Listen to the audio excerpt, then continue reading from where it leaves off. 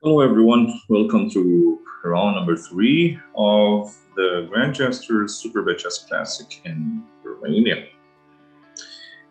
Today we'll be featuring Levon Aronian's game against Alireza Firouzja. This game was the most bizarre but also very exciting game. In this game, Aronian played a dubious novelty with King E2, and he was actually losing after that move. But Firouzja just messed up the game in the endgame moves, especially. All right, let's check it out. Firouzja was black here. Split the board here. Aronian started with c4. We have the English. Firouzja went for c6, d5. Okay, so we have the Slav. Knight f6 takes on c4. Okay, Queen's Gambit accepted. a4. The point of a4 is to stop Black to protect the pawn with b5. Bishop into f5, also not allowing white to go for e4. Knight e5, attacking that pawn on c4. Knight b d7. Knight takes e4, queen c7. Okay. g3, e5. All right, the central square takes. Bishop f4, pinning the queen. Knight and bishop attacking e5. Knight fd7, protecting the knight on e5. Bishop goes g2, g5. All right, the main point of g5 is that the bishop could not capture this because you lose that knight on c4. So white here played knight into e3, attacking f5. G takes f4, knight takes f5. Castles queen side, queen c2, moving out of the d file. No discovered attack on the queen. King to b8. Takes on f4. Knight into c4. All right, e3, protecting f4. Knight c5, threatens knight d3. White plays rook b1, takes. Queen a5 check. And here's the funny part, the exciting part of the game. Aronian played this dubious novelty with king e2. He tried to be too creative here with king e2, which is actually very bad. Yeah. Ding Liren played knight c3 in this position, yeah, and black plays knight takes b2, white just castles. Of course, the queen cannot take on b2, there's knight d3, right? Then after castling, you go knight to d3, protecting the knight on b2. Because if you go back with this knight, then rook d1. If you go knight to b4, then just queen b1, you will have a problem with this one. And also this attack on c6. The rook is also having this threat on d8. The bishop has no square with this knight on f5. Yep. All right. So with bishop e4, knight in g3, bishop g7. We have knight to d1 here, rook d8, and here white can go for knight takes b2, knight takes b2, rook b1. And this should be fine for white, or maybe better for white here. Yeah. But okay, what's funny was like Aronian spent 15 seconds for this king e2 move. And then after queen takes a4, he spent an hour and 2 minutes. So that's 62 minutes of thought. So that's more or less a sign of resignation. But the good thing about this game is that Aronian also showed his fighting spirit, never giving up. Okay, maybe there's a chance somewhere. Okay, this is already losing for white after queen takes a4. Why? Okay, this are three connected pawns. You cannot protect b2. If you play b3 here, then just knight e2, double attack on the king pawn. King e2, knight takes b3. How do you stop these three pawns? Yeah, they will just roll over the board, right? So Aronian went for king e2. Takes on b2, takes. He played rook b1. Firouzja went for knight a4. The bishop cannot take on c6 because there's knight c3. Again, double attack on the king and the rook. So Aronian played king d2. Knight b6. Three connected pawns. Well, this is just, as we say, the rest is just a matter of technique here for black. But mysterious things happen in chess, or in life for that matter. Aronian went for bishop f3, bishop c5, developing the bishop, controlling two important squares, right, so that the knight cannot jump. Knight h6, f6, rook g1, a5, the outside pass pawn. That pawn promotes on a dark square, bishop is on the dark square. So 0-1 is in the cards here, yeah? Takes. How did white survive? It's also a bit of a headache, yeah? f5. King goes to c2. a4. Pass pawn must be pushed with the help of the knight. Taking away b2, the pawn can just go all the way a3, a2, a1. Knight h6, no problem, knight c4. Here white played bishop e2 because if you take, for example, this c4, this f5 pawn, I will just push a3. You cannot go king to b3. There's knight d2 double attack on the bishop and the king. And the king cannot stop the pawn with a2 because that b2 square is protected by the knight. So not possible. Aronian had to play bishop e2, knight protects pawn on f5. Now preparing b5. Bishop d3, knight e4. Okay, nice move. Aronian had to capture this one because if he captures f5, black also has knight takes f2. Yeah. And again, b5, b4. Yes.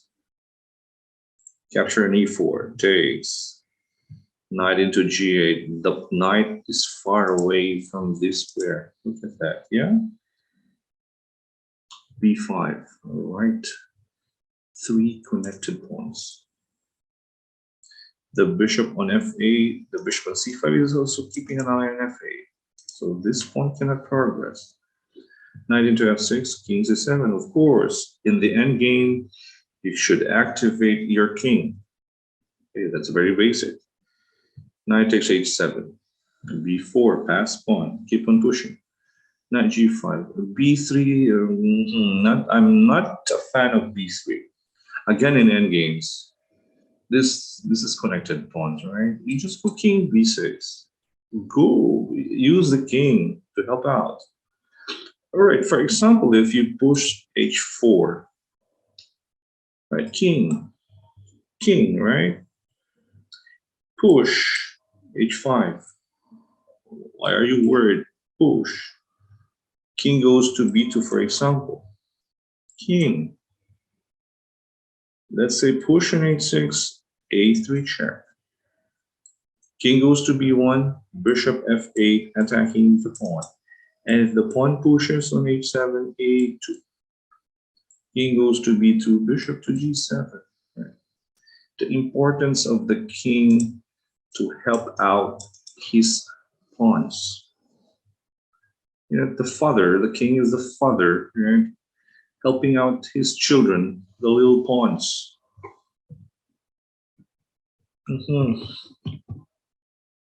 b3, okay, it's still winning.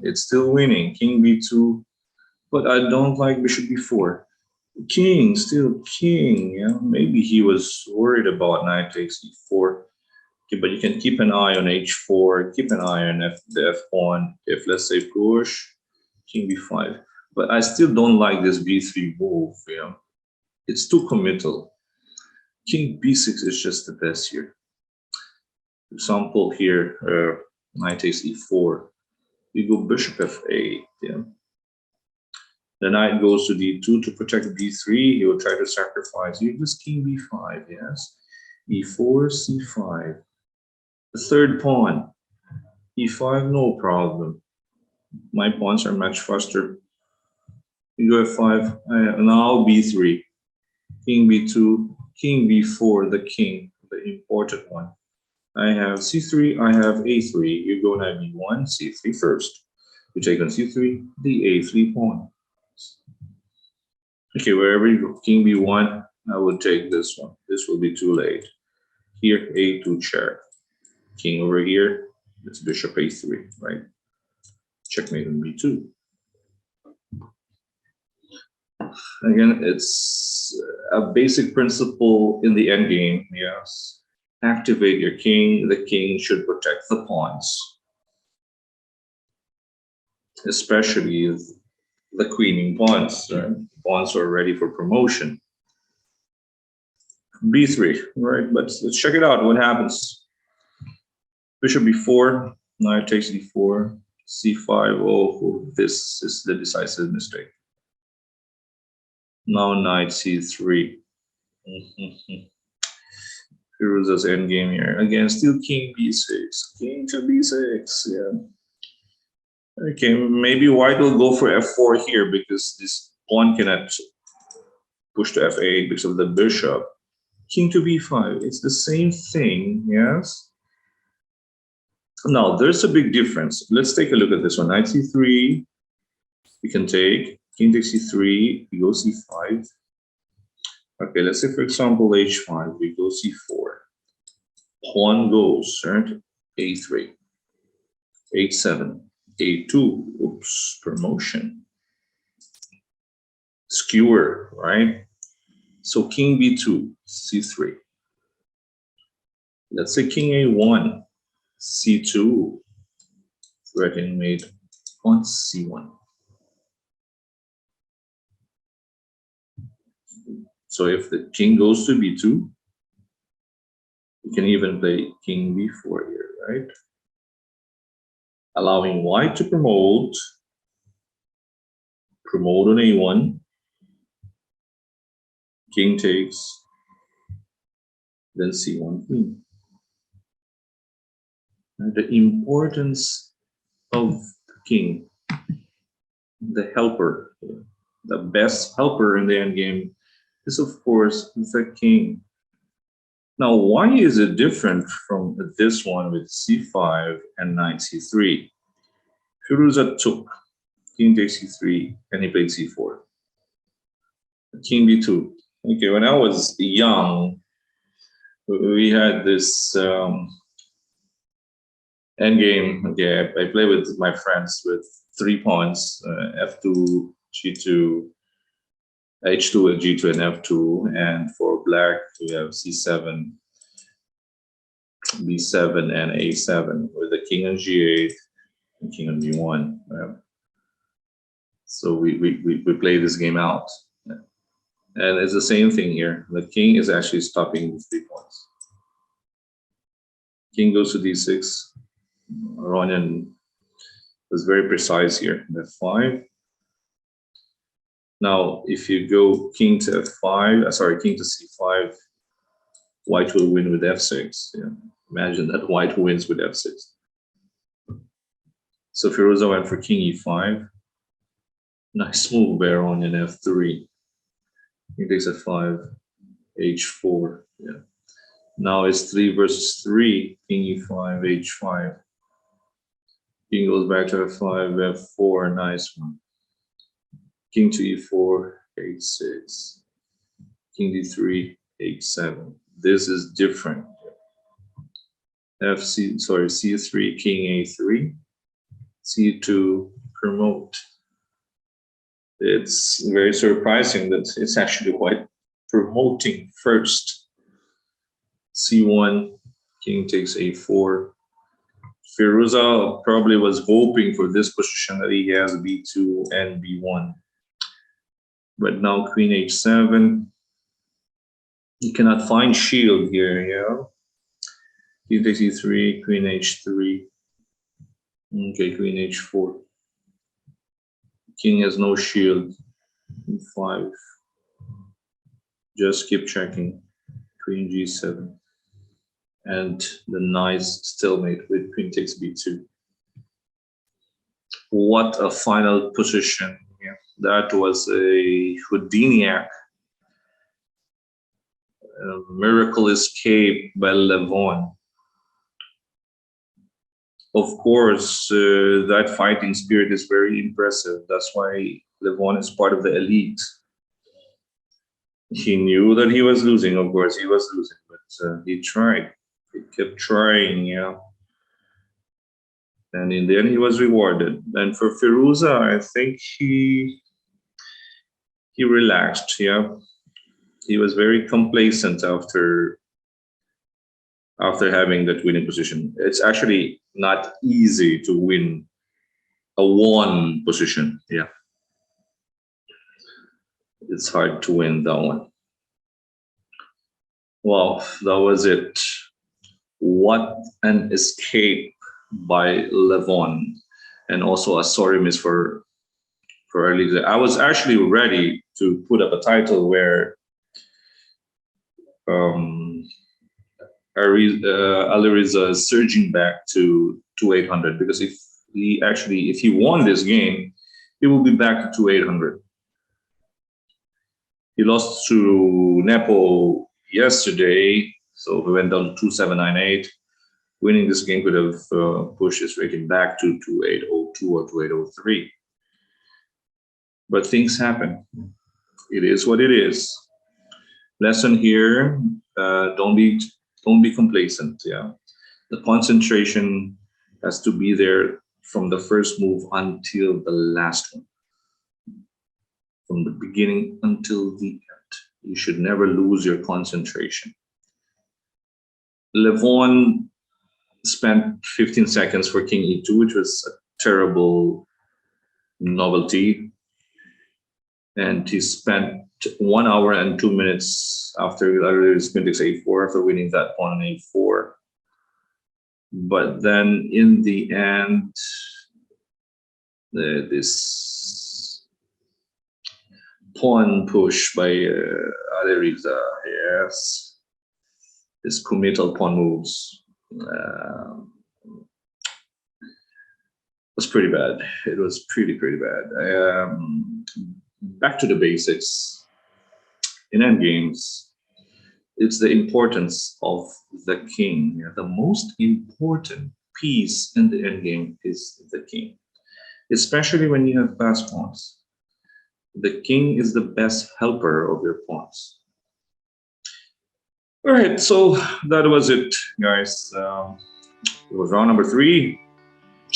We will continue our coverage of the Superbet Chess Classic in Romania in the days to come. This is Coach Oliver. Stay safe, everyone. Bye-bye.